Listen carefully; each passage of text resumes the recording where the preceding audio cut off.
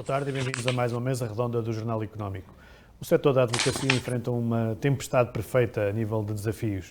Temos o desafio tecnológico, temos o desafio do talento, temos também os temas mais vastos da sustentabilidade e do cumprimento de critérios ESG e tudo o que isso representa para a advocacia. Estes são alguns dos temas que nós abordamos na edição deste ano do Quem é Quem na Advocacia de Negócios em Portugal, o anuário que o Jornal Económico publica todos os anos e que divulgou na edição da passada sexta-feira, 26 de novembro. E no âmbito deste Quem é Quem, temos esta conversa com especialistas e líderes do setor da advocacia, onde vamos abordar estes e outros desafios. Antes de mais, eu passo a apresentar os nossos convidados.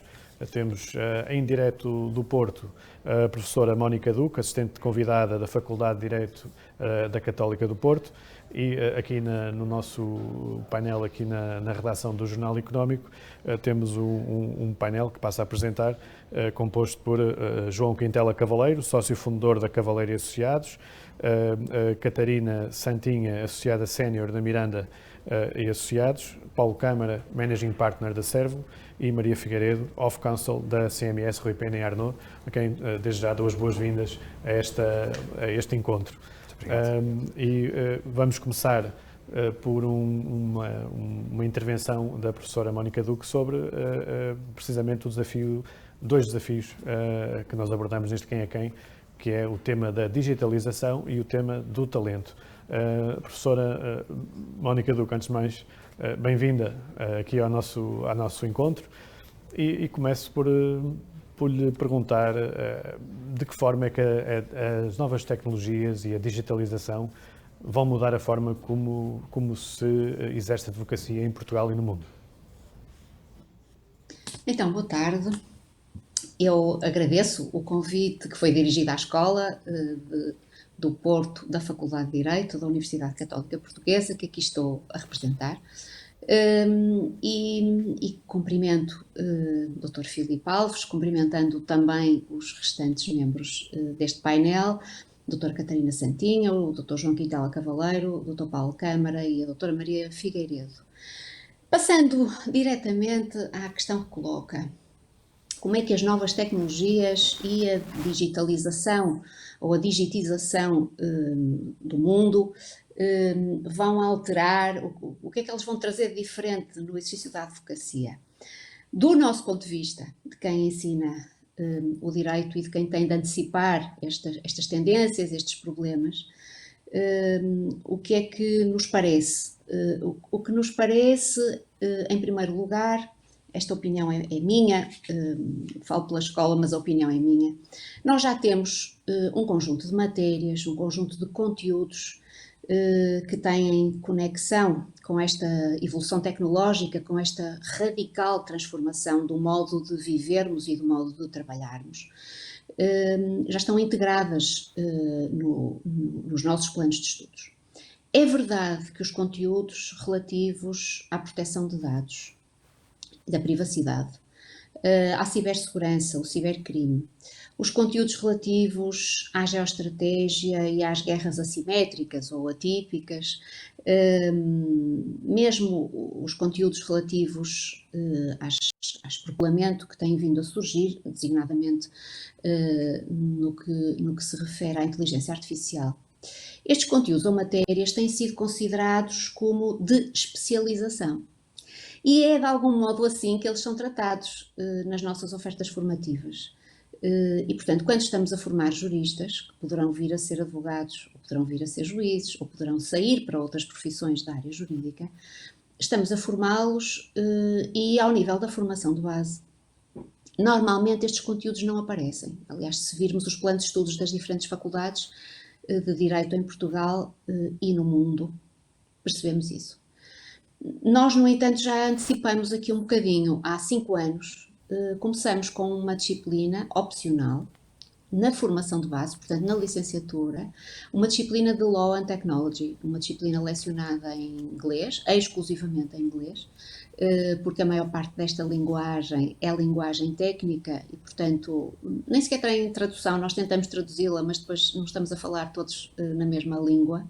E, portanto, formar na base alunos em Direito e Tecnologia, nas interseções entre o Direito e a Tecnologia, nos problemas que a tecnologia e nos grandes desafios que a tecnologia traz ao Direito, é uma preocupação nossa há mais de 5 anos.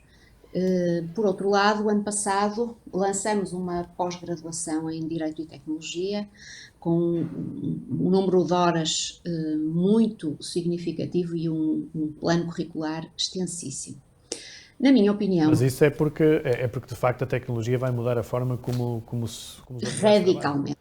Sim, e portanto, o que me parece... Quer a nível prático no trabalho, na forma como se trabalha, mas também a nível do próprio direito e daquilo que... Exatamente. Portanto, em primeiro lugar, parece-me que as faculdades de Direito, ao olhar para os seus planos de estudos, vão ter de os rever e de introduzir como conteúdos obrigatórios, conteúdos que hoje nós ainda consideramos serem de especialização, mas que não são. Isto é, vai passar, sob o ponto de vista da relevância dos conteúdos, ao nível da formação de base, isto é, do conhecimento geral que qualquer licenciado em Direito tem de ter, parece-me, esta é a minha opinião, andamos a discutir isto dentro da faculdade, mas parece que esses conteúdos têm de passar a ser conteúdos estudados como outros, como estudamos o Código Civil, como estudamos os seus diferentes livros, como fomos estudando outras matérias processuais e por aí fora. Todas estas matérias ligadas à tecnologia e à digitalização ou digitização da sociedade vão ter de incorporar a formação de base de qualquer jurista e não apenas daqueles que se especializam nestas áreas. Porque, como diz, e agora em particular no que diz respeito ao exercício da advocacia, é inevitável, nós sabemos, não é? Em Portugal, estão aqui alguns colegas que poderão confirmá-lo, em Portugal, nas maiores sociedades de advogados, já se trabalha com ferramentas tecnológicas muito avançadas, ferramentas tecnológicas com que se trabalha em muitos outros países do mundo e, portanto, com algoritmos de inteligência artificial naturalmente sempre em atividades de suporte. Há até algoritmos que servem, por exemplo, para calcular as hipóteses de sucesso de um processo. Não, há muito mais que isso, é mais que isso. Já em 2015-16, as universidades, a Universidade Católica de Lovaina, a Universidade de Sheffield e a Universidade da Pensilvânia juntaram um grupo de investigadores, juristas e da área tecnológica, portanto, engenheiros informáticos, pessoas especializadas em ciências da computação, e fizeram um estudo muito alargado sobre a jurisprudência do Tribunal Europeu dos Direitos Humanos, e um estudo interessantíssimo que nos mostra o quê? Que não é preciso saber direito para conseguir antecipar o resultado de uma decisão do Tribunal Europeu dos Direitos Humanos. Isto quer dizer o quê? Isto quer dizer que resultou deste estudo que, partindo essencialmente de sistemas de processamento de linguagem natural e analisando apenas os sumários publicados pelo Tribunal Europeu dos Direitos Humanos, esta equipa conseguiu determinar quais as palavras-chave que indicavam à partida naquilo a que nós chamamos os atos pelos quais se aceitam, se admitem para discussão, para julgamento pelo Tribunal Europeu dos Direitos do Homem, os casos que já vêm de processos julgados internamente nas diferentes jurisdições. Repare, o que é que aconteceu?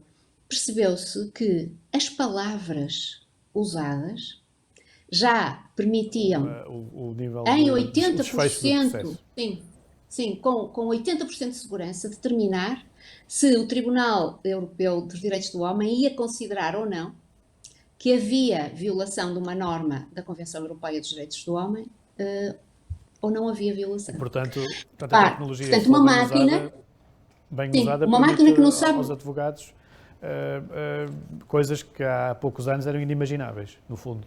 Isto é, nem sequer é preciso, toda a metodologia de pesquisa, de preparação de uma ação, não é? Em que temos de medir o risco, para o explicitar ao cliente, se ele o pedir, não é? Qual é a minha percentagem de risco de perder? Qual é a percentagem que eu tenho, não é? Qual é a probabilidade de ganhar? Tudo isto, isto pode começar a ser Professora, feito e na por sua recurso opinião, precisamente a algoritmos, que não sabem na sua nada de opinião, direito, mas sabem encontrar palavras. professora, mas na sua opinião, isso torna o fator humano menos importante, ou pelo contrário, ou até redundante, ou pelo contrário, torna ainda, ou melhor, liberta o advogado para tarefas mais úteis e menos rotineiras, por exemplo? As pessoas que me conhecem dizem que eu sou uma pessoa com profunda esperança. E, portanto, é uma esperança criativa, naturalmente. Portanto, o que é que me parece? Parece-me que todo este desenvolvimento tecnológico tem de estar. Isso é um papel nosso como cidadãos. Exigir que a evolução tecnológica esteja ao serviço do humano, ao serviço da E não ao atividade contrário. humana e não ao serviço de outros ou quaisquer outros interesses.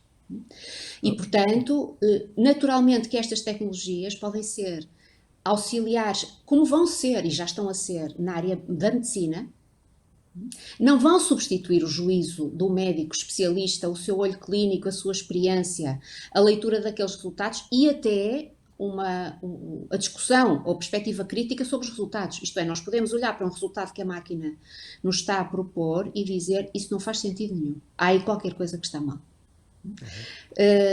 Agora, portanto, têm de ser, vão ser, é indiscutível que hão de ajudar e, portanto, serão instrumentos, não é? Serão ferramentas de trabalho que não poderão nunca prescindir do olhar humano, da reflexão humana, da reflexão em equipa, agora que acredito que tornarão todo este trabalho mais complexo no sentido de o modo como havemos de ser capazes de tratar as questões é mais profundo.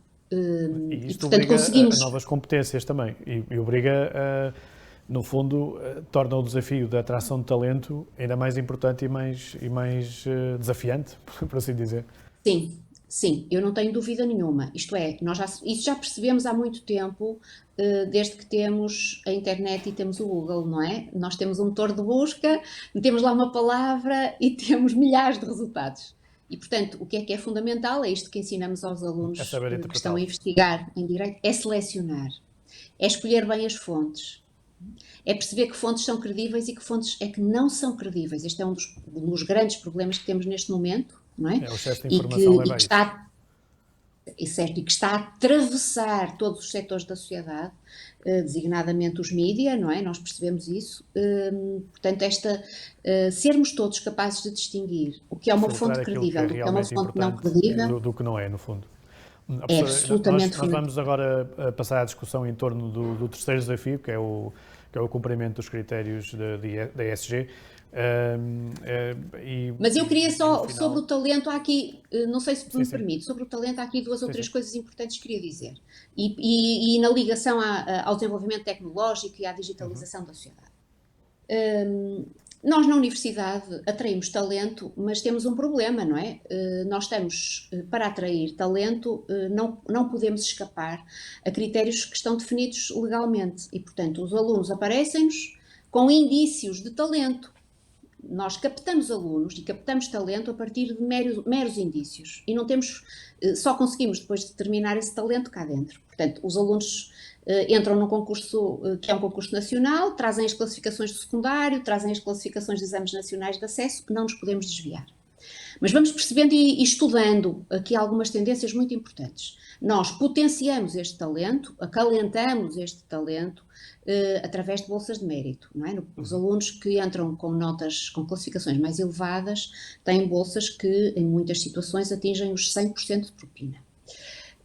Mas também sabemos, porque estudamos estas coisas, sabemos que uma percentagem muito elevada dos alunos que alcançam bolsa de mérito no primeiro ano perdem essa bolsa de mérito na passagem para o segundo ano. Isto quer dizer o quê? Isto quer dizer que os indícios que nos vêm do secundário e do Concurso Nacional de Acesso ao Ensino Superior são pouco credíveis.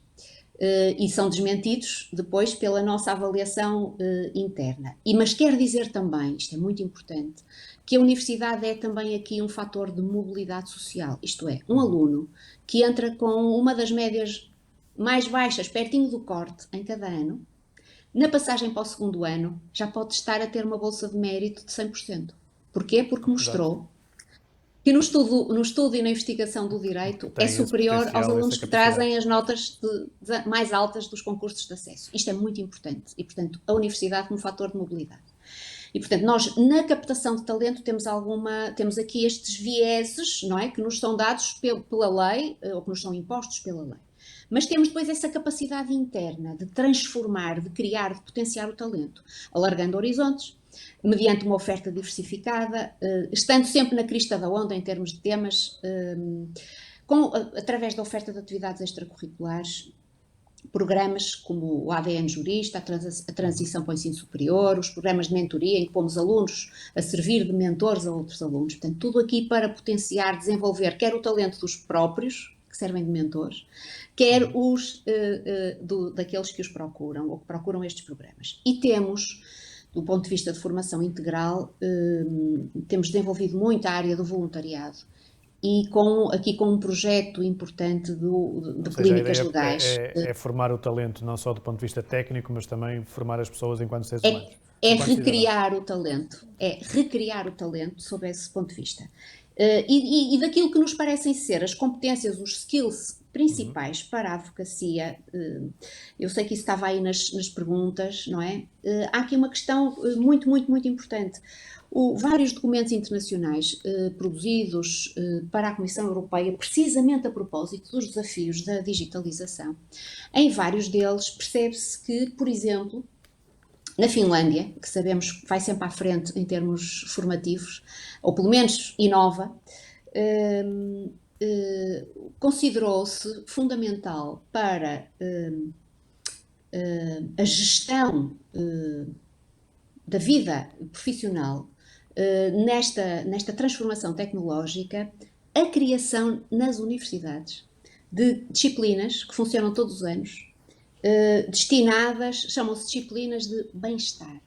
Isto é, o que é que isto quer dizer? Isto quer dizer que a capacidade de autogerar bem-estar, equilíbrio psicológico e de garantir estabilidade nesse bem-estar individual de cada um dos profissionais parece-me ser um enorme talento. Um talento que determina a capacidade de comunicação, que determina a capacidade de trabalho em equipa e que vai determinar a própria felicidade de cada um. Nós temos de ser felizes a trabalhar. E julgo para a advocacia... É que o trabalho não seja um castigo, no fundo. Sim, mas isto, quer dizer, parece que temos de aprender a ser felizes, aprender a autogerar bem-estar. Isto é, aprender a gerir dificuldades e garantir que não nos desequilibramos perante essas dificuldades. O nosso tempo está mesmo a terminar para esta. Já estou, sim. Vamos ter que passar ao segundo tema do nosso encontro. Ainda vamos voltar assim para discutirmos os temas do ESG. Muito obrigado. Muito bem. E vamos então passar aqui à segunda parte do nosso painel. E eu, antes de mais, eu pedia-vos um favor, vamos deixar os títulos académicos de parte só para facilitar aqui a moderação. E começava por si, Maria Figueiredo. Pedia que nos falasse um pouco sobre como é que a CMS enfrenta este tema do ESG. De que forma é que a sociedade enfrenta esta necessidade de todos sermos mais sustentáveis e também quais são as oportunidades de crescimento e também do ponto de vista do próprio negócio que se vê nesta área. Sim, bom, a CMS, como está inserida numa estrutura internacional, beneficia não só daquilo que é a nossa experiência aqui em Portugal, mas também de estar integrada num grupo de trabalho mais amplo ao nível da CMS, que entrega, enfim, colegas desde Londres, a Alemanha, que trabalham estes temas. E nós aqui identificamos que cerca de 15% das receitas globais da CMS nos próximos anos poderão advir de matérias relativas a ESG. Portanto, é uma área com um grande potencial de crescimento. Com um grande potencial de crescimento, sem dúvida. Por outro lado, como é que a CMS está a posicionar? A CMS acredita que não é possível ser o melhor conselheiro dos nossos clientes nesta área sem fazer o seu próprio caminho. E, portanto, aqui de uma maneira talvez um pouco mais lenta, mas muito segura, no walk the talk, não é, da sustentabilidade, iniciámos um processo interno na CMS Rui Pena e Arnaud relativamente à nossa própria sustentabilidade como negócio, que é muito interessante porque numa equipa multidisciplinar, não só de advogados, mas também ligada à administração da sociedade, à comunicação, aos recursos humanos, estamos a trabalhar em vários projetos, nomeadamente fazendo um diagnóstico para ser certificado como B Corp, que é muito interessante porque levanta também, do nosso ponto de vista, algumas das necessidades e das questões com as quais os nossos clientes se deparam. Ou seja, a vossa própria experiência é importante para que possam prestar um melhor serviço aos vossos clientes. Sem dúvida, sem dúvida. E daí também estarem advogados envolvidos neste processo. E por outro lado também beneficiamos do facto de não ser só a nossa experiência em Portugal, mas a experiência do nosso escritório de Londres, da Alemanha, enfim, que também, e de França. E acha que isso vos dá vantagem face às firmas que são 100% portuguesas, por assim dizer? Não sei se eu creio que é uma vantagem e falo da minha experiência pessoal. Eu há 2 semanas estive num evento organizado pela CMS em que falámos com vários General Counsel de empresas clientes da prática na Europa e, portanto, é benéfico falarmos sobre como os meus colegas de Londres já trabalham em matérias de fundos regulamentados com várias experiências, como os colegas de Paris também têm experiência com o regulador local, enfim, há realmente aqui uma troca e uma riqueza de experiências que são relevantes. Claro que depois têm de ser adaptados ao nosso mercado.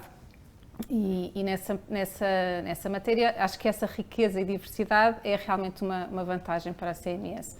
Nós, a nível CMS Portugal, temos, enfim, feito um percurso a nível de sustentabilidade, da qual eu destacaria 2 projetos deste ano de 2021, que são muito interessantes, porque fizemos em parceria com startup um projeto de e-mobility com uso de bicicletas e motas elétricas para trabalhadores, tem sido, enfim... Isso quer dizer que vão para o tribunal em bicicleta? Sim, ou a pé, enfim, mas sim, de bicicleta e cliente também.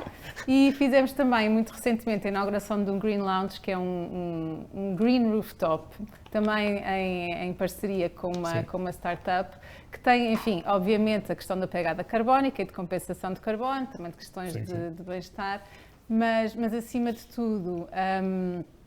esta experiência própria e a diversidade de experiências que a rede, enfim, que ser um escritório internacional nos oferece, acho que é muito rica no caminho de prestar serviços. Portanto, ajuda a terem acesso a troca de experiências e informação. Sim, mas do que se faz lá fora. É muito importante também termos noção de que, embora haja áreas que são realmente de encontro e de preocupações iguais de clientes de grande dimensão ou de clientes de menor dimensão, a verdade é que há aqui uma diferença em relação ao investimento que empresas de grande dimensão podem fazer nestas temáticas e empresas de menor dimensão, que compõem grande parte do tecido empresarial português, podem fazer. E aí há uma adaptação do nosso apoio e da forma como se podem servir clientes nessa matéria e prestar bons... Esse tema é para a segunda ronda do nosso painel e passo a palavra ao Paulo Câmara, a quem também faça esta questão, que é como é que a Servolos está a enfrentar este desafio da sustentabilidade e de que forma é que esta área vai ser decisiva para o crescimento da vossa atividade. Nós sentimos que o tema é um tema civilizacional. Aliás, vimos na COP26 recentemente, os Estados têm dificuldade em fazer o seu papel e, portanto, o setor privado vai ser chamado aqui à linha da frente. Portanto, desse ponto de vista, todos fazem parte do problema e todos podem fazer parte da solução. E nós compreendemos as coisas desta maneira e, portanto, antes de mais, tem que haver aqui um tema de convicção e um tema interno, não é? Da nossa transformação. Como a Maria dizia, nós só temos credibilidade também se tivermos alinhados Dar o exemplo. com esta filosofia, porque senão tudo isto é um bocadinho vazio. E o que é que nós temos feito? Em primeiro lugar, o cálculo da nossa pegada carbónica. Em segundo lugar, a assunção de uma série de compromissos dentro do âmbito da Lisboa, Capital Europeia de 2020. Temos um grupo dedicado a ESG, que é um grupo interdisciplinar, depois vou falar sobre isto, portanto, com pessoas das várias áreas, financeiro, contencioso, público, energia, fiscal, que concorrem aqui mais diretamente. E, por outro lado, temos uma política de sustentabilidade e uma organização interna muito focada nestes temas. Em termos externos, aquilo que estamos a começar a fazer, no fundo, apoio de uma série de áreas, portanto, empresas financeiras, não financeiras, dentro das não financeiras, as empresas de energia, de mobilidade e também as sociedades cotadas. Portanto, que nós sentimos que há empresas maiores que estão um pouco na liderança deste domínio.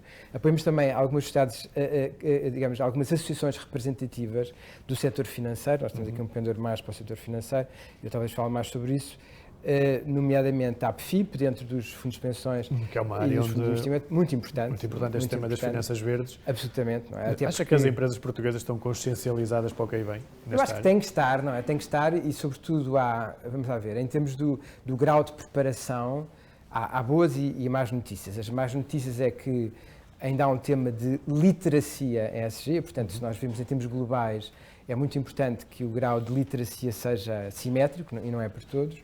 Em segundo lugar, o tema muitas vezes é um tema de gestão de curto prazo e às vezes certas transformações mais estruturais ficam para outro mandato e são adiadas. E por outro lado, também se sente clivagem entre as grandes empresas que estão mais pressionadas pelos investidores, pelos stakeholders e as pequenas e médias empresas. Nós, por acaso, vamos começar em 2022 um processo de transformação de PMEs, mas já estimamos que vai ser mais difícil. As boas notícias é que, em primeiro lugar, há bons exemplos, não é? E eu acho que é muito importante haver este efeito de contágio a partir dos bons exemplos que existem. Não é? Empresas que já têm comitês de sustentabilidade, comitês dentro da sua estrutura, não é? O caso da Galp, da EDP. A EDP também a publicar já a informação trimestral ESG. Temos uma série de empresas, e o Filipe fala muito sobre isso no económico, com a emissão de Green Bonds. E, portanto, tudo isto é um movimento em que há algumas empresas de referência que começam a transmitir os sinais de mudança. Eu acho que é bom haver alguém que vá à frente e eu acho que o caminho depois é um caminho cultural que não é diferente em Portugal em relação aos outros países. Embora em Portugal, isto é uma technicality, mas vale a pena dizer isto, nós temos regras do ponto de vista do board que facilitam o tema da sustentabilidade porque os deveres de lealdade estão alinhados com a proteção, no fundo, não apenas do interesse acionista, mas também dos interesses de longo prazo. Acha de sustentabilidade das empresas. Que no fundo estamos a falar é de dar um novo fôlego ao capitalismo, reinventar o capitalismo, no caso contrário não há futuro para o capitalismo? Eu acho que é salvar a civilização, antes de mais, e já agora também salvar o capitalismo. Eu acho que, em primeiro lugar, o modelo económico em que nós vivemos, não é? É um modelo que é posto à prova, não é? No fundo, isso em primeiro lugar, e por outro lado, há grandes necessidades de financiamento para a transformação da economia, não é? O Mark Carney falia em 100 trilhões de dólares, não é? E, portanto, isto claramente que vai mexer em termos transversais com o sistema financeiro. Por outro lado, a marca d'água do ESG é essa, é a pressão dos investidores institucionais sobre as empresas, no sentido de escolherem, privilegiarem aquelas que têm comportamentos mais sustentáveis e de deixarem de fora ou de transformarem as menos sustentáveis. E também em breve do próprio sistema financeiro. Sem dúvida, sem dúvida. Mas de facto, aquilo que é o grande dínamo de transformação... É a pressão dos investidores. É o sistema financeiro. É o sistema financeiro. No fundo, são os fundos de investimento, são os fundos de pensões, são os grandes investidores institucionais. E, desse ponto de vista, o sistema financeiro, eu acho que tem aqui uma oportunidade de redenção, mas uma oportunidade de ser transformador e de ter uma transformação ao nível de todo o sistema económico. Ainda vamos voltar a este tema e também ao papel do BCE neste domínio, mas eu agora também gostava de ouvir a opinião da Catarina a quem desde já pergunto, também peço a visão da Miranda a este respeito, como é que olham para este desafio e se, tendo em conta que a Miranda é uma sociedade que tem uma forte presença no setor do oil and gas, como é que isto implica também uma reinvenção do vosso modelo de negócio? Boa tarde a todos. Em primeiro lugar, agradecer-vos o convite para estarmos aqui neste painel. Para nós, o desafio da sustentabilidade tem 34 anos, que são os anos que tem a prática da Miranda, exatamente pelos motivos que refere, pela nossa presença numa multiplicidade de jurisdições, pelo nosso nicho típico de clientes estruturalmente ligados à indústria da energia e dos recursos naturais. Vários grandes players têm investido muito dinheiro agora nesta reconversão rumo às energias verdes. E, portanto, e não só, antes disso, antes de investirem na reconversão rumo às energias verdes, eram players por defeito, por estarem em jurisdições onde tinham obrigações, às vezes não só reputacionais, mas efetivamente legais, de as chamadas licenças sociais para operar no setor da mineração, por exemplo, que são muito familiares com certeza à Maria e ao Paulo. No final do dia, o nosso grande desafio é transpor esse conhecimento técnico. Temos décadas de experiência com ele, com estes grandes players que representamos no setor das energias e dos recursos naturais, para todas as outras áreas de atividade e indústrias dos nossos clientes, porque graças a Deus também os temos e com imensa presença e cada vez mais, não só nas jurisdições que tipicamente são associadas à Miranda como sendo as jurisdições africanas, mas também em Portugal, com um grande contacto com Ou seja, esse vosso background ajuda-vos agora a enfrentar o que aí vem, no fundo. Não só nos ajuda a enfrentar, como provavelmente nos dá um lugar de vantagem comparativa com os demais players no mercado, que estão tipicamente menos habituados a lidar com este tipo de jurisdições, com as necessidades de criar um impacto social mais do que económico positivo nessas jurisdições e, portanto, que também estarão, por defeito, menos habituados a formar os seus jovens quadros internamente nas sociedades de advogados, no sentido de lhes aportar valor e de eles, cedo nas suas carreiras, conseguirem aportar valor ao negócio dos clientes. Esse é o grande desafio. Nós, internamente, temos há mais de uma década um projeto liderado pelo Agostinho Miranda, nosso sócio fundador, e pela Ana Pinelas Pinto, que é responsável do Conselho de Administração pelo Plur da Sociedade da Responsabilidade Social Corporativa, que já tem uma atividade consolidada de impacto social, económico e ambiental numa esfera mais próxima daquilo que é a nossa atividade e o nosso impacto social. Pro bono, aportar valor a causas que não teriam forma de atingir esse valor sem os serviços pro bono que nós prestamos. Por outro lado, a mitigação da redução e da pegada não só carbónica, mas efetivamente ecológica e ambiental daquilo que é a nossa estrutura. A nossa estrutura organizacional é por defeito pesada, estamos presentes fisicamente em 19 jurisdições, 4 continentes, tipicamente com edifícios grandes, com muita gente localmente e, portanto, temos sempre a preocupação... Acha que o futuro é cada vez menos papel? O futuro não é só menos papel, mas no direito é difícil, não é? No direito é muito difícil e, sobretudo, quando ainda lidamos com muitos advogados com maus hábitos. A minha própria geração, que é mais nova que dos meus companheiros de painel, ainda tem muitos maus hábitos nessa linha. Internamente também, e aqui ligando muito àquilo que tensionamos e já estamos a fazer em prol dos nossos clientes, não só os típicos clientes dos setores da energia e recursos naturais, mas todos os outros.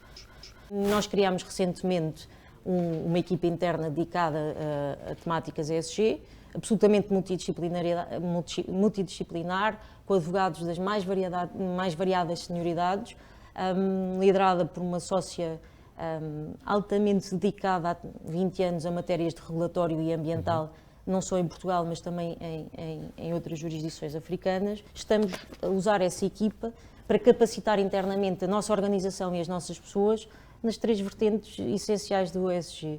E, de facto, cada vez mais nos parece necessário promover não só aquilo que é tipicamente associado à pegada ecológica e ambiental das nossas estruturas, mas também promover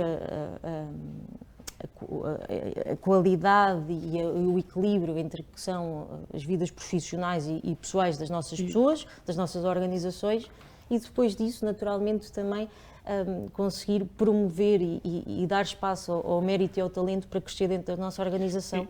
E do ponto de vista e os clientes, o feedback que recebem dos vossos clientes, acha que esses são temas com que, de facto, estão cada vez mais na agenda por serem preocupações genuínas ou é uma coisa para inglês ver? Não acho nada que seja uma coisa para inglês ver, de tudo. Isso vai intrincar com aquilo que eu acho que provavelmente é o racional, ou será o racional de mudança, o trigger para a mudança que nós vamos ter que fazer ao nível das nossas organizações, todas elas. E que o Paulo... Esta questão do financiamento que o Paulo frisou é fundamental. E que o Paulo, de uma forma muito bem dirigida, referiu. Há uns anos atrás, a LSE, uma das maiores escolas de economia de Londres, fez um estudo em que procurou perceber o porquê de determinadas grandes empresas e grupos empresariais com presença no Reino Unido se começavam a adaptar a critérios e a políticas de sustentabilidade. E as conclusões foram engraçadíssimas.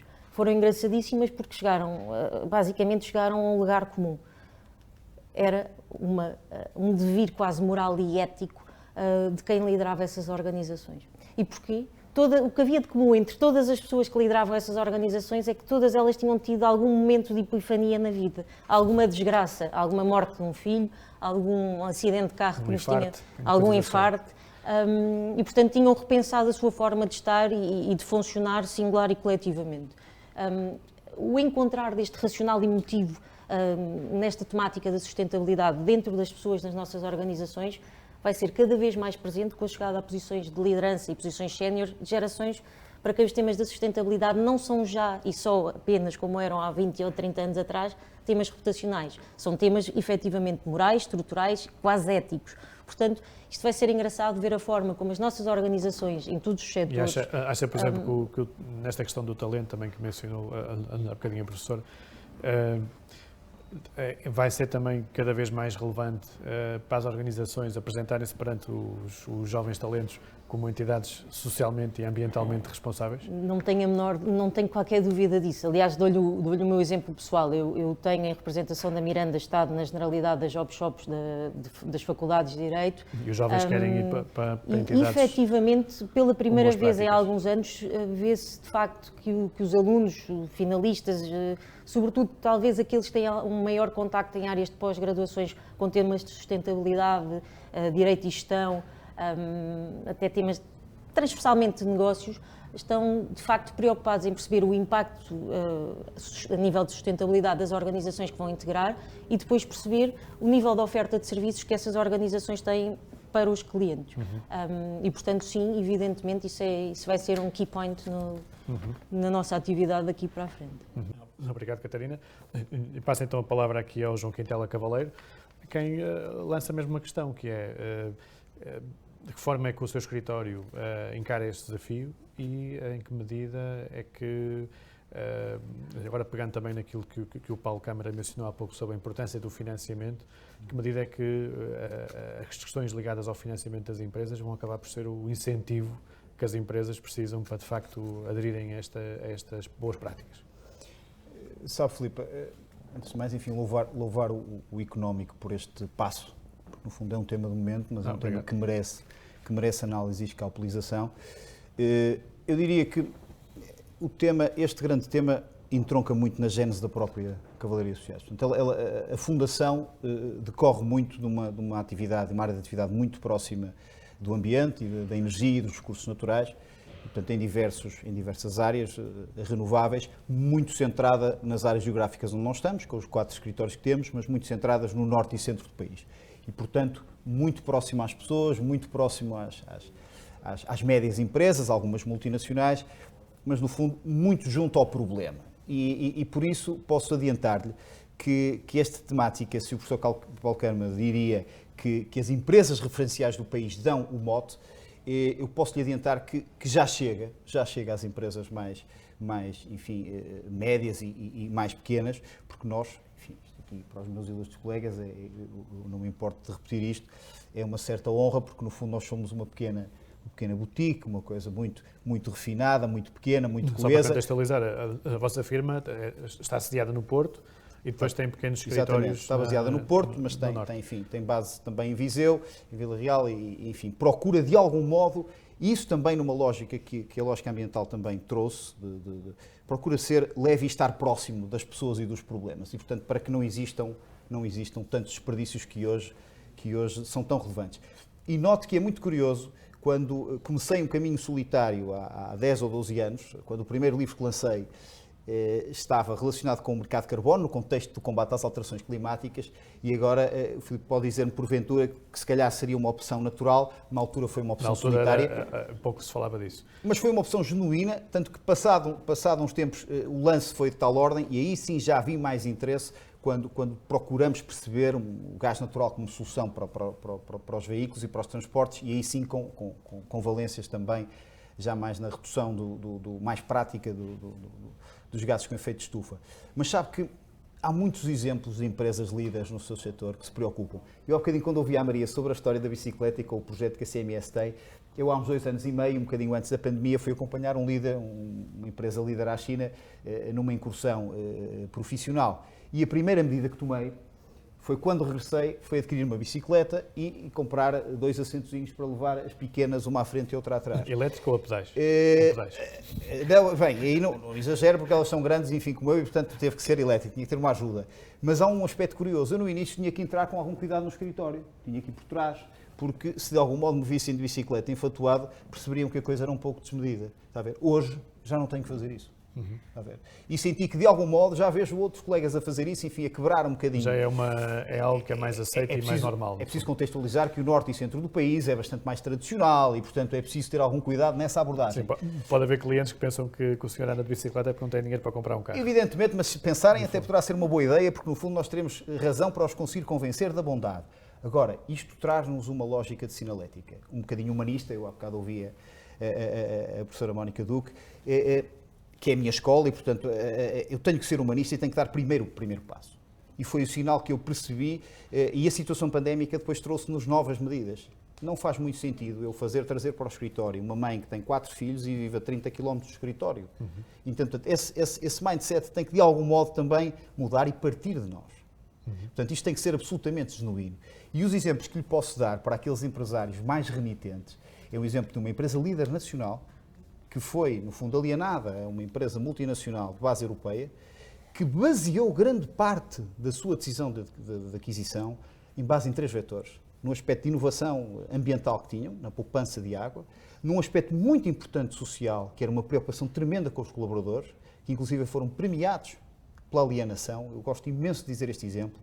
Quando os trabalhadores ficavam com o adquirente e não com o alienante. Repare, isto deu um sinal de uma perspectiva de futuro ao adquirente, que, falando... Sim, mostra que é uma empresa que tem pessoas motivadas e uma equipa unida e que veste a camisola. Mais do que isso, mostra que há alguém que acredita no futuro dessa empresa, e portanto quem anda, enfim, envolvido, os meus colegas sabem disso, na matéria do M&A, sabe que o adquirente está sempre com receio se o que adquire não será uma questão com valor. Repare, que melhor sinal pode dar ao adquirente se tem uma empresa preocupada com o futuro. E posso lhe dar um exemplo prático. É que os multiplicadores que foram influenciados foram bastante mais elevados do que a média. Portanto, houve um comprometimento grande. Um prémio em cima do valor. Naturalmente. Não são tudo rosas, é preciso perceber. Depende muito com o compromisso que exista para as empresas. Se o líder vir a empresa numa visão clássica, em que é puramente para uma obtenção de rendimento de capital, um bocadinho ouvi o Filipe falar sobre a lógica do capitalismo, numa lógica mais empresarial, se for só essa, estas matérias vão ser sempre o último dos investimentos. Mas acha que estamos a caminho, de facto, de um capitalismo de stakeholders versus o velho modelo do capitalismo voltado para o shareholder, para o acionista? Olha, eu aí deixo ao professor Paulo Câmara, que ele será certamente a melhor pessoa para lhe responder de forma mais afiançada do que eu. Agora, da realidade das empresas, eu posso lhe adiantar uma questão. É que claramente há a percepção, naqueles que acreditam no seu negócio, que isso é um vetor que tem que se apostar. Que isso é o vetor que claramente percebem. Hoje não faz sentido trazer as pessoas para o escritório se as pessoas entendem que familiarmente estão melhores em casa. Repare, mas isso obriga a que nós percebamos se o conceito que existe para essa empresa é de propósito. Entende? Se os valores estão muito bem enraizados. E isso é a liderança que imprime. São as lideranças que imprimem. E, portanto, o caminho não é de rosas, mas é um caminho que eu acho que é bastante oportunista. Há imensas oportunidades. Falo no aspecto, por exemplo, do hidrogénio. Há vários, olha. Há empresas portuguesas a produzir eletrolisadores. Há empresas portuguesas a concessionar soluções de engenharia para a indústria pesada de reconversão da solução energética que existe. Há projetos solares e de hidrogénio extraordinários. Repare, há um mundo novo de soluções que estão às nossas mãos. Ou seja, há desafios, mas por outro lado há oportunidades de crescimento para todos. Sem dúvida nenhuma. E no nosso exemplo prático, posso lhe dizer, o grande passo que demos. O grande passo que demos foi tentar, isso mais no aspecto social, tentar certificar-nos como empresa familiarmente responsável. Porquê? Porque percebemos que esse era o momento de dar um sinal também às pessoas para que elas possam depois propagar e a família, sendo a célula base da felicidade das pessoas, possa aí sim trazer, se calhar, mais rentabilidade, mas de uma forma muito mais genuína, muito mais autêntica. Percebe? Isso é central. Portanto, Ou seja, é ser socialmente responsável e, ao fazer isso, criar valor. Sem dúvida nenhuma. E numa lógica mais de boutique como a nossa, mais coesa, mais selecionada, é muito mais fácil o colaborador perceber. É evidente, mas sabe que a porta está aberta e que a sua ideia impacta nas nossas decisões. Muito bem. Portanto, de uma forma efetiva. Sim. Obrigado. Maria Figueiredo, pegando nesta questão, neste tema, acha que a pandemia, de certa forma, acelerou esta tendência que o João estava a falar? De ser socialmente ou familiarmente mais responsável. Eu acredito que quem genuinamente tinha um caminho de propósito já identificado estava melhor preparado para a pandemia e não veio acelerar. No fundo, talvez venha precipitar algumas coisas que já estavam planeadas, sem dúvida. Para quem não tinha esse propósito já tão formado, talvez tenha vindo precipitar de forma bastante mais abrupta esses caminhos, sem dúvida.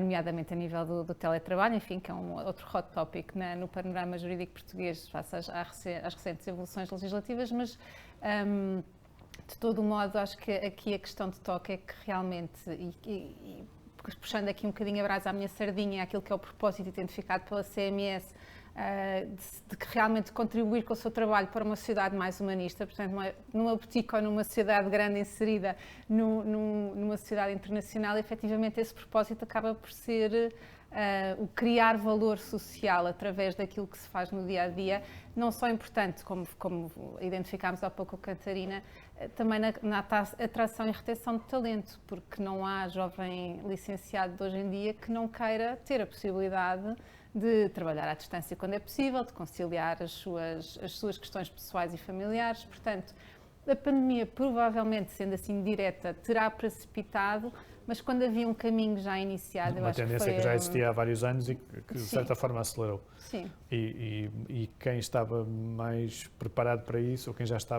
tinha essas preocupações, adaptou-se mais facilmente. Sem dúvida. Eu acho que no quadro, por exemplo, de uma sociedade que esteja habituada a trabalhar em várias jurisdições, se calhar o trabalhar com colegas e clientes à distância era um cenário mais natural.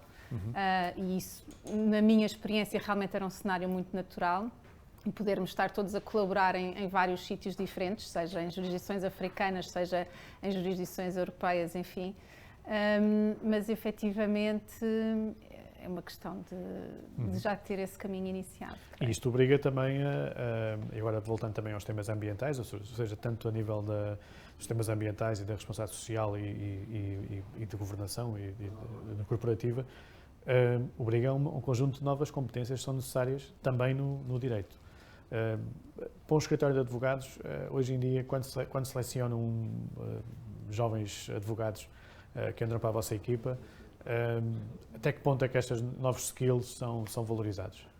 São muito valorizados. Aliás, a CMS tem recentemente também um programa de estágios e de seleção de talento, que é o CMS Take Off, que enfim, foi lançado aqui também pela CMS Rui Pena Arnaud, em que realmente, enfim, nós trabalhamos no ambiente internacional, portanto, essa capacidade de adaptação e de conciliar os vários aspectos, não seja também na vertente tecnológica, mas sem dúvida de maior consciência da totalidade da pessoa, não é? O contribuir para uma sociedade mais humanista começa em casa, e isto faz parte do nosso caminho de coerência, e, portanto, no nosso programa de seleção e de recrutamento de talento, damos muita importância à experiência como um todo. A professora Mónica Duque, há bocadinho na intervenção inicial, que falava da importância de sermos felizes, ou melhor, de aprendermos a sermos felizes naquilo que fazemos, acha que, de facto, é é isso que marca a diferença entre uma boa empresa e uma má empresa hoje em dia? Isso tem reflexos, tanto no caso dos advogados como outras organizações, e isso tem reflexo no valor da marca?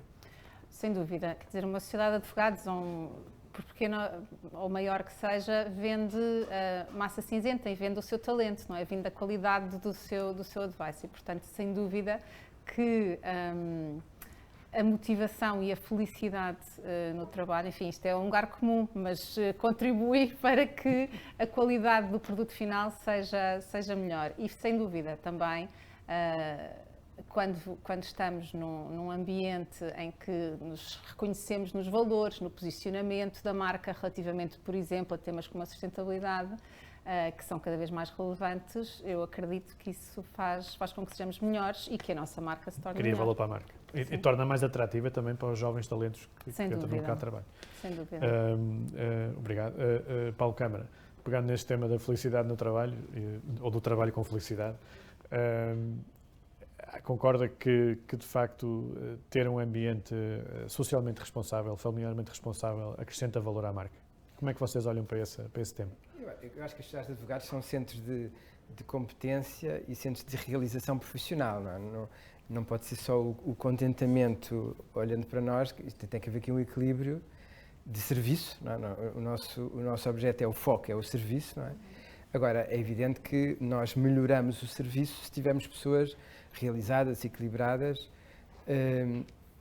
tratando já agora sem discriminações. Este também é um tema importante, porque do ponto de vista social nós vemos ainda alguns espaços profissionais onde haja maior dificuldade de ascender a sócio, por exemplo, às mulheres. Mas eu acho que há aqui um contexto global, holístico, em que tudo conta, certo? E, portanto, desse ponto de vista, nós temos que estar atentos a tudo. E o que nos ensina a crise pandémica é isso mesmo. Eu acho que o equilíbrio das organizações faz-se do equilíbrio com as pessoas que compõem as organizações. E, desse ponto de vista, se as pessoas estão satisfeitas, estão equilibradas, estão alinhadas, esse alinhamento é fundamental. Porque, falava o João há pouco, e bem, o propósito tem que vir com esse alinhamento, não é? Nós não fazemos nada sozinhos e não fazemos nada à revelia daquilo que é o necessário alinhamento com os mais jovens, com os mais velhos, com os sócios, com os não sócios, com os não advogados.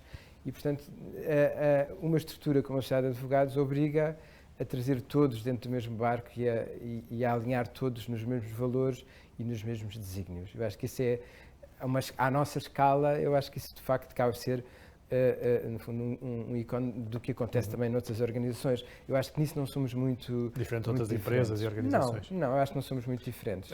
Mas, por exemplo, os temas ambientais, os temas das finanças verdes e outros temas mais técnicos exigem aqui algum conhecimento específico por parte dos advogados hoje em dia.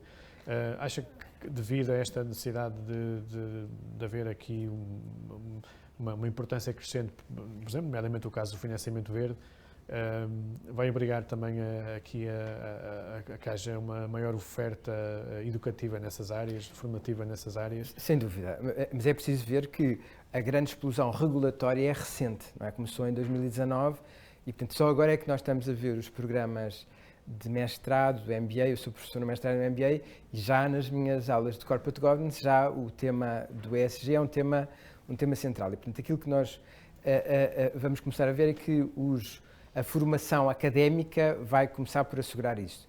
Não assegura a formação na ordem, isso era um tema interessante. Nós estamos a pensar no protótipo do advogado há 60 anos atrás, que só lida, desculpem a expressão, mas lida mais com as escutas judiciais e com temas processuais. E, de facto, desse ponto de vista, se há alguma observação que eu possa fazer quanto a algum desfazamento, eu acho que o programa de estágios da Ordem ainda é um programa muito anacrónico do ponto de vista destes novos temas. E, portanto, aquilo que acontece é ou os advogados, jovens advogados, ou têm essa formação na faculdade ou têm que a ter a partir das sociedades de advogados. Não é? E as sociedades de advogados hoje em dia, de facto, também têm que ser centros de partilha de know-how, de excelência. Tenham ou não tenham academias. Eu não sou muito fã das academias porque criam ali uma estrutura intermédia, mas seja como for, eu não discuto o modelo. O que eu acho que é muito importante é precisamente a transmissão do conhecimento dentro das organizações. E aí, de facto, o teletrabalho coloca desafios em relação aos mais novos e, portanto, eu tenho uma visão de maior equilíbrio, um regime digamos, parcial e não acredito num modelo de sociedades de advogados que abandonem, por simplesmente, todas o centro. E o papel? É possível reduzir o papel? O papel, sim. No papel eu não tenho um fetiche em relação ao papel. Não acho que seja esse o ponto. Acho que a digitalização de muitos atos contratuais e judiciais já fez o seu caminho. Isso era uma discussão há 20 anos. Acho que agora não. Em termos de estrutura, vocês têm uma equipa considerável. Em termos de estrutura, acha que o caminho vai passar cada vez mais por métodos de trabalho mais leves, em que as pessoas trabalham uns dias em casa, outros dias trabalham no escritório? Sim. E vão ao escritório, sentam-se numa zona comum, sem muita papelada? Eu acho, vamos lá ver, eu acho que nós estamos numa fase de adaptação, de transição, claramente, não é? E, portanto, desse ponto de vista, a adaptação está a acontecer e eu acredito, eu tenho dito isto, que cada estrutura, cada organização vai encontrar o seu nível ótimo. Portanto, eu acredito que de todos os que estamos aqui, podemos depois, no final, daqui a 2 anos, termos pontos de equilíbrio diferentes. Acho que é uma aprendizagem. E, de novo, tudo tem que ver com a cultura de cada organização, a dimensão, as suas características. Eu acredito na presença, é preciso dizer isto, não é? Mas também acredito que tem que haver autonomia, liberdade, responsabilidade e, portanto, temos que ter aqui um sistema em que uma parte do trabalho se faça fora do escritório, sem prejuízo do foco no serviço. Portanto, também aí as pessoas têm que ter uma capacidade de estarem ligadas fora e de terem o mesmo nível de qualidade fora. Isso é também uma exigência. Agora, o número de dias, se são 2 ou 3, nós temos 2 dias. São pormenores que depois têm que ser isso é uma coisa que talvez ajustados se vá afinando ao longo do tempo, no pressuposto de que eu acho que esta transição também não é só das sociedades de advogados, não é uma transição de todas as empresas. Há negócios onde a presença é mais necessária. O meu ponto de vista, já agora só para deixar claro, é que a missão das sociedades de advogados de transmissão do conhecimento obrigam aos mais novos alguma é o que eu ia perguntar. Nós temos esse problema também no jornalismo. Claro, como é que formamos uma equipa e como é que no modelo de teletrabalho. E como é que isso depois casa também com estas novas preocupações que as novas gerações têm, como mencionava a Maria, de terem... E os mais novos têm o direito a receber a informação que não cabe num ecrã do Zoom ou do Teams, não é? E, portanto, desse ponto de vista, nós temos que ter a inteligência de fazer esse acompanhamento. Para alguns será mais fácil, para outros o processo até pode ser mais difícil. Temos que sair de esquemas muito rígidos, mas o resultado tem que ser todos depois terem o mesmo nível de capacidade e de informação. E não é só informação técnica, há aqui muitos soft skills que têm que ser adquiridos e aí a presença e o contacto físico são muito importantes. Muito bem. Catarina, a mesma questão em relação à forma como se trabalha. Acha que o futuro vai ser o escritório de advogados paperless ou não? Paperless, definitivamente. Relativamente à forma como se trabalha, sem prejuízo de nós sermos culturalmente um escritório onde estamos habituados a trabalhar à distância com gente que está nos 4 cantos do mundo, minha visão sobre aquilo que são os modelos híbridos de trabalho não é particularmente otimista. Sem prejuízo de compreender naturalmente esta necessidade de sermos flexíveis e de ajustarmos os modelos de trabalho às pessoas e às concretas pessoas que temos nas nossas equipas. Mas acho que há aqui uma questão que é central, que o Paulo já tocou em enorme medida, que tem a ver com a formação dos nossos mais jovens e do nosso talento. Nós já vivemos numa era, e eu digo isto absolutamente consciente do quão fraturante o tema é dentro da nossa classe dos advogados. Nós vivemos numa era em que a especialização já era. Nós vivemos na era da ultra-especialização. Esta ultra-especialização, e culturalmente para mim isto é muito próximo, porque cresci numa organização em que os júniores tipicamente aprendiam ao partilhar gabinetes com séniores. Os júniores aprendiam no dia-a-dia a ouvir os séniores a falar ao telefone com os seus clientes. Os júniores aprendiam e eram ensinados a rever contratos, SPAs, acordos parciais ao lado dos seus sócios. Eu cresci assim, eu faço isto e quero continuar a fazer isto com os meus estagiários, com os meus associados júniores, com os meus associados. Isso não se faz numa sala isto não se de faz, Zoom. como dizia o Paulo, à distância de um Zoom ou de um Teams. Por muito ineficientes que estas ferramentas se tornem, e já se tornaram, graças a Deus, nos nossos dia-a-dias. Mas sem prejuízo de tudo isto, paperless, para responder à sua questão, definitivamente, confesso que não sou de todo o melhor exemplo nesse campo, mas fica aqui o meu ato de contrição. mas de todo tentarmos criar um modelo de que de repente passamos do 8 ao 80 e perdemos a capacidade de identificar aqui um equilíbrio que seja, como o Paulo dizia, ótimo para a concreta organização Tem a que que ter se em conta destina. cada organização e cada pessoa. no Claro. fundo. E cada equipa e a forma como se geram equipas e como se formam os júniores dentro das equipas. Porque os júniores de hoje vão ser os séniores da amanhã. E, portanto, se queremos que eles continuem a ter a densidade jurídica e a qualidade técnica que os advogados, e falo da área que eu conheço, dentro do M&A em particular, e agora destas temáticas ESG, têm nos escritórios como a CMS, como a Servo, como a Miranda, como outros escritórios equivalentes, nós temos que ter tempo e dedicar tempo à formação que damos aos jovens advogados. Portanto, evidentemente. E em que áreas, olhando agora para estas novas competências que são necessárias, nomeadamente no campo da sustentabilidade, no campo das finanças verdes, no campo das tecnologias, que áreas é que, olhando para os skills que são necessários para um jovem que esteja agora a entrar no mercado de trabalho, neste mundo da advocacia, que skills é que vocês na Miranda valorizam neste momento? Olha, eu, com alguma falta de imaginação, costumo dizer que gosto muito de ter pessoas normais à minha frente, porque todos nós, historicamente, estamos habituados a lidar com, perdoem-me a expressão, com aves raras. É algo que é típico da nossa profissão. Tem a ver com essa questão da ultra-especialização que mencionou. E que tem muito a ver com este tema da ultra-especialização ou da falta de empatia ao conceito da especialização em particular, mas isso daria toda uma outra conversa. Eu gosto muito de ter pessoas normais à minha frente, pessoas que reconheçam, e faço este exercício diariamente e de tempos em tempos de forma em grupo com as pessoas que fazem parte das equipas onde estou e onde faço questão que os sócios não estejam para que eles se sintam à vontade de sentir que falam com alguém que depois efetivamente reporta sem especial tipo de filtro aos sócios, que é, nós temos que ser capazes de identificar dentro de cada um de nós aquilo que são as nossas fraquezas e as nossas forças. E encontrar na pessoa que está ao nosso lado as forças naquilo que são as nossas fraquezas. E uma equipa equilibrada, uma equipa equilibrada faz assim. Eu comecei a fazer isto recentemente dentro da nossa equipa da M&A e tipicamente das pessoas que mais se dedicam ao M&A em Portugal e senti logo uma mudança de atitude e quase que sentimos que os miúdos começam efetivamente a achar que toda a gente se preocupa com a formação deles. Portanto, este lado das soft skills é absolutamente essencial naquilo que vai ser a nossa advocacia do futuro. Por outro lado, nós vamos ter que, neste domínio da sustentabilidade em particular, e enquanto não atingirmos um grau que eu espero que sejamos capazes de atingir a curto, médio prazo, que é o grau da codificação, nós vamos ter que ser capazes de fazer uma das artes mais difíceis que um advogado pode tentar fazer, mas que é essencial à nossa profissão, que é o decluttering.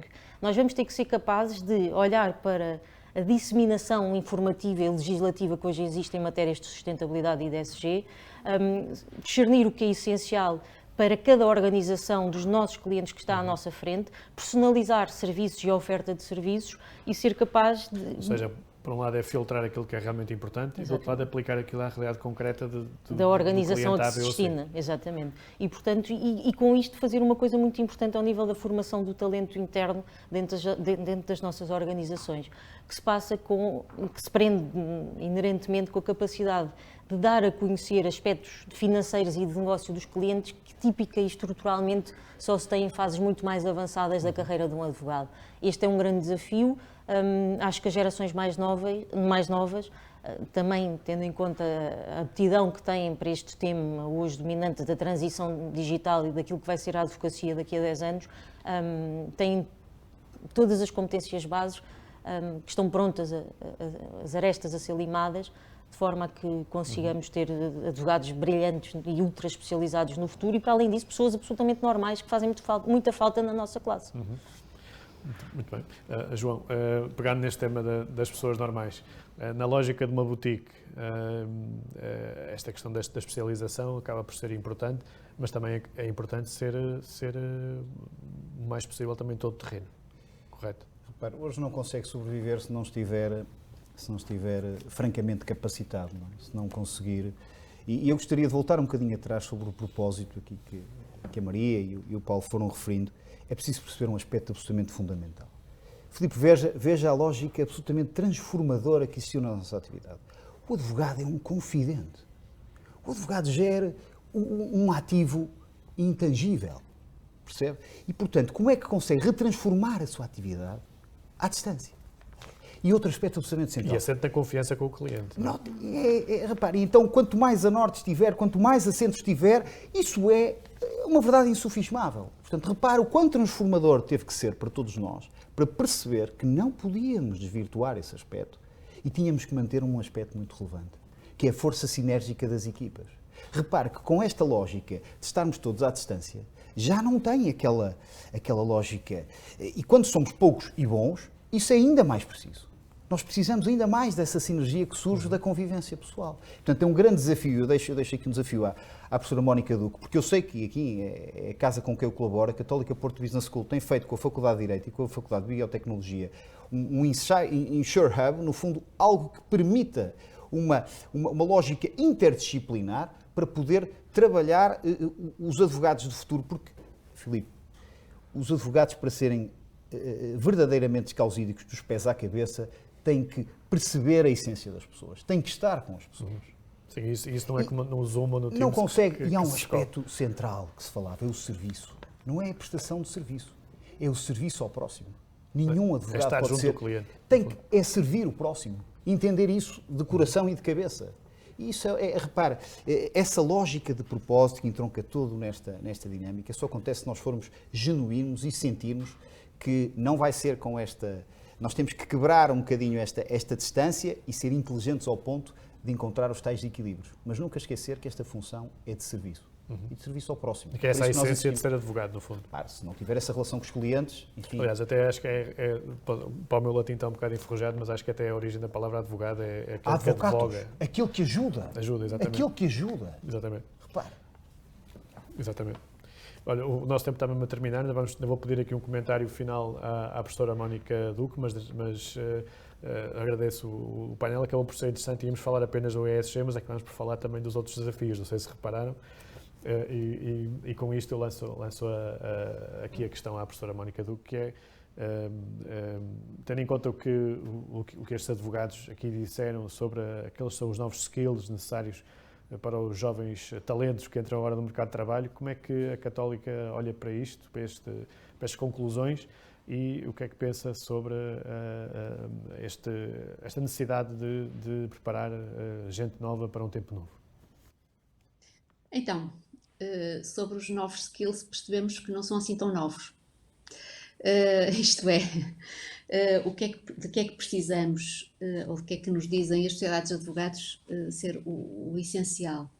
Formação de base sólida, robustez nessa formação de base, capacidade de pensar, por um lado, e depois, por outro lado, a inteligência, a que alguns chamam, não é? As ciências da educação chamam a inteligência emocional, isto é, essa capacidade para se conhecer, para conhecer o outro e para ser capaz de, articulando-se com o outro no trabalho em equipa, conjugar aquilo que o João chamava a força sinérgica, que vem da presença, mas que nós também percebemos em pandemia que conseguíamos recriá-la se e quando assim for necessário.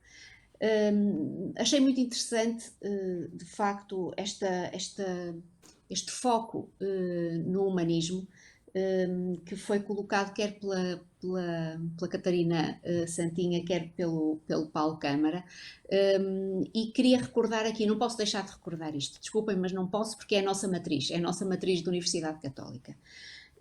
A ONU trouxe-nos o desafio dos Objetivos do Desenvolvimento Sustentável em 2018-19. Em 2015, o Papa Francisco já tinha publicado a encíclica Laudato Si, e a querer ensinar-nos o que é isso da ecologia integral, que acho que é uma coisa que uma parte das pessoas ainda não percebeu. E, portanto, é mesmo matricial nós percebermos que o direito, sob o ponto de vista... No seu núcleo essencial, a preocupação do direito é a proteção da pessoa, a centralidade da pessoa e da sua dignidade. É à volta disto que anda todo o direito. E o Papa Francisco o que nos vem dizer é que se calhar nos tínhamos esquecido de que esta centralidade da pessoa e o respeito e a proteção pela dignidade da pessoa pressupõe uma proteção da criação toda. E como se isto não chegasse, ainda vem a seguir, portanto, em 2015 trouxe-nos a Laudato Si e a ecologia integral, e portanto esta ideia de que tudo está relacionado com tudo, que não há um único problema social que não tenha causa em muitas outras circunstâncias, e quando procuramos isolar e resolver os problemas olhando só para aqueles setores, isso é um erro. Logo a seguir, e portanto ele até aliás dizia-nos que um bocadinho aquilo que dizia a Catarina há bocado sobre o paperless, de não sermos exemplares, nós os juristas não somos de facto, mas precisamos de uma conversão ecológica. Mas logo a seguir vem a Fratelli Tutti, que nos lembra que da criação fazem parte não apenas a natureza, mas os outros, os que estão mais perto e os que estão mais longe, as pessoas, as periferias. Quando eu há bocadinho dizia que me parecia que uma grande skill, um enorme talento que é preciso começar a desenvolver a partir da universidade, e é isso que temos vindo a tentar fazer, é essa capacidade de cada um para autogerar e garantir o seu próprio equilíbrio para depois ser capaz em equipa, para depois ser capaz de servir nesse sentido, e portanto concordo também com o Filipe quando dizia que vamos ter de caminhar de um capitalismo parece que é o único modelo, parece que é o único possível, não é? Os outros já faliram todos e o capitalismo é o único possível e vamos ter de o reconverter, menos orientado para os shareholders e mais para os stakeholders, e portanto é isto, tudo o que está à nossa volta, para a envolvente, sejam as pessoas, sejam o ambiente. Nós temos feito esse esforço, aliás temos alguns projetos que são exemplares nesta área, no domínio da economia circular, por exemplo na biotecnologia, não é? A parceria que temos com a Amiris, em que trabalhamos subprodutos da cana-do-açúcar e outros ainda menos importantes, não é? As sobras ainda menos relevantes do que a própria cana, para fazer medicamentos, cosméticos, etc. Concorda, portanto, com aquilo que a Maria aqui disse, da importância de nós também darmos o exemplo das nossas organizações antes de estarmos a tentar ensinar isso aos outros, não é? Ao darmos a melhor forma de nós sermos capazes de ensinar e de prestar serviço aos outros nesta matéria é primeiro reorganizarmos-nos, recriarmos-nos, porque é fazendo que se aprende. Os advogados sabem isto melhor do que ninguém. Muito bem. Professora, muito obrigado por esta intervenção final. Eu agradeço mais uma vez a todos por terem aceito o nosso convite para estarem aqui hoje. Agradeço também aos nossos telespectadores e ouvintes que nos seguem na JETV, também na versão em podcast deste encontro, e convido-vos a todos a continuarem a acompanhar a atualidade em www.jornaleconómico.pt. Todos, muito obrigado e até breve.